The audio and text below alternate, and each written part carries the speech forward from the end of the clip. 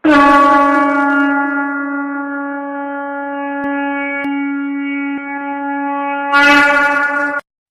भगवत गीता अध्याय 4 ज्ञान कर्म संन्यास योग श्लोक 11 से 15 तक।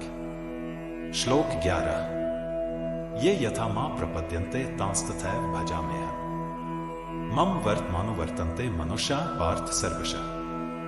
भावार्थ, हे पृथा पुत्र, जो मनुष्य जिस भाव से मेरी शरण ग्रहण करता है, मैं भी उसी भाव के अनुरूप उनको फल देता हूं।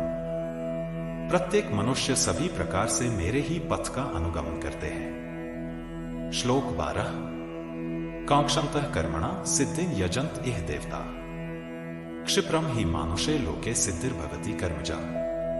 भावार्थ, इस संसार में मनुष्य फल की इच्छा से अर्थात सकाम कर्म यज्ञ करते हैं और फल की प्राप्ति के लिए वह देवताओं की पूजा करते हैं। उन मनुष्यों को उन कर्मों का फल इसी संसार में निश्चित रूप से शीघ्र प्राप्त हो जाता है।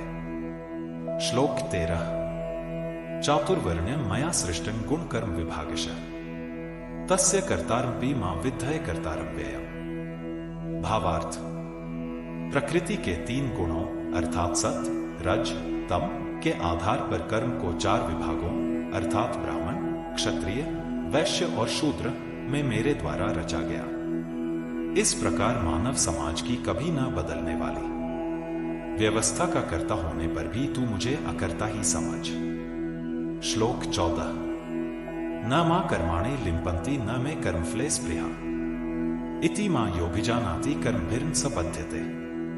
भावार्थ, कर्म के फल में मेरी आसक्ति न होने के कारण कर्म मेरे लिए बंधन उत्पन्न नहीं कर पाते हैं। इस प्रकार से जो मुझे जान लेता है, उस मनुष्य के कर्म भी उसके लिए कभी बंधन उत्पन्न नहीं करते हैं। श्लोक 15 एवं ज्ञात्वा कृतं कर्म पूर्वैरपि मुमुक्षुभ्यः कुरु कर्मैव तस्मात्त्वं पूर्वया पूर्वतरं कृतम्।